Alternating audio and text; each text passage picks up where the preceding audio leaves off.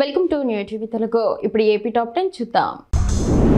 చంద్రబాబు ఆనాడు వైస్రాయ్ హోటల్లో డ్రామా నడిపి సొంత మామయ్య ఎన్టీఆర్ను ఎలా గద్దెదించారో, అలాగే నేడు తెలుగుదేశం మంత్రులు దౌర్జన్యాలతో తమ సొంత టీడీపీ నాయకుడైన చలసాని ఆంజనేయులు విజయ్ డైరీ చైర్మన్ పదవి నుంచి దింపేందుకు కుట్రలు చేస్తున్నారు. ఇందుకోసం మంత్రి కొల్లు రవీంద్ర ఇంట్లో డైరెక్టర్ను బంధించి పలు రకాలుగా బెదిరించినట్లు చెప్తున్నారు అని మాజీ ఎమ్మెల్యే కైలే అనిల్ కుమార్ అన్నారు.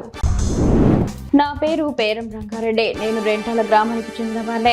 మృతుడు నవలూరి చెన్నారెడ్డికి మామను. మా అల్లుడు చెన్నారెడ్డి చనిపోయిన తీవ్ర విషాదంలో హాస్పిటల్ వద్ద నేను ఆవేశంతో మాట్లాడిన మాటలను కొందరు రాజకీయంగా వక్రీకరిస్తున్నారని నా దృష్టికి వచ్చింది. ముఖ్యంగా తెలుగుదేశం పార్టీకి చెందిన నాయకులు, ఆ పార్టీకి అనుకూలంగా వ్యవహరిస్తున్న పచ్చ మీడియా మా నాయకులు పిన్నెల్లి వెంకటరామరెడ్డిపై తప్పుడు కథనాలు రాస్తూ ఈ కేసును తప్పుదారి పట్టించే ప్రయత్నం చేస్తున్నారని తెలిపింది.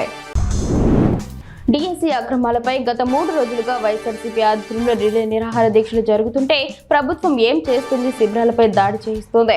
మరోవైపు పోలీసుల్ని ఉసుగొల్పి శిబిరాన్ని తొలగిస్తూ నేతల్ని అక్రమంగా అరెస్టు చేయిస్తోంది. చిలకలూరిపేటలో మాజీ మంత్రి విడుదల రజని దీక్ష చేస్తుంటే బలవంతంగా ఈడ్చుకెళ్లడం ఏంటి అని వైఎస్ఆర్సీపీ ఎమ్మెల్సీ లేళ్ల అప్పిరెడ్డి అన్నారు.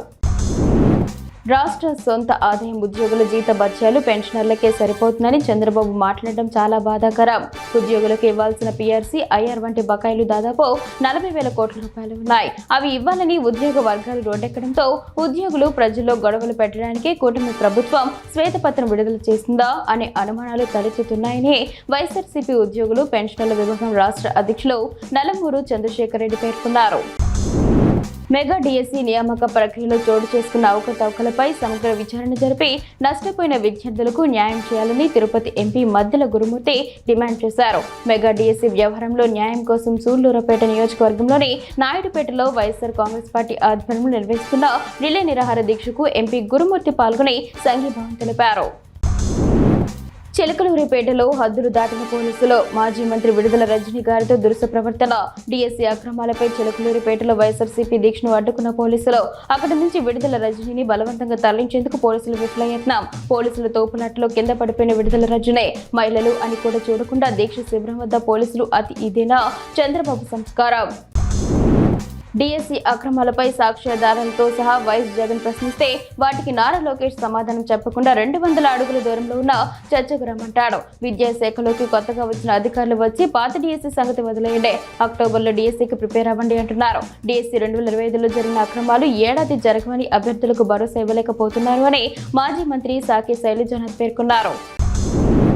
మన్యం జిల్లాలో కూలీలుగా ఆశ్రమ పాఠశాల విద్యార్థిని వార్డెన్ మార్చారు.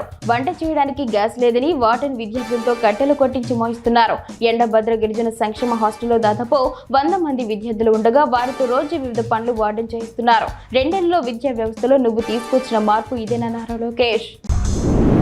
సత్యసాయి జిల్లా పెనుగొండ నియోజకవర్గం గోరంట్ల మండలంలో మెగా డిఎస్సి, దగా డిఎస్సి అంటూ వైసీపీ పార్టీ భారీ ర్యాలీ నిరసన చేపట్టారు. ఈ కార్యక్రమంలో భాగంగా మాజీ మంత్రి ఉషశ్రీ మాట్లాడుతూ రాష్ట్ర బీసీ సంక్షేమ శాఖ మంత్రి సవితపై ఓ రేంజ్ లో మాటలు తూటాలా వదిలారు. రాష్ట్రానికి బీసీ సంక్షేమ శాఖ మంత్రిగా అట్టర్ ఫ్లాప్ అయిన సవిత అంటూ మాజీ మంత్రి ఉషశ్రీ అన్నారు. ఇసుక, మద్యంలో అక్రమాలు చేనేత కార్మికులకు అన్యాయం చేస్తూ అనర్హులకు చేనేత డబ్బులు ఇచ్చారని ఆమె మండిపడ్డారు.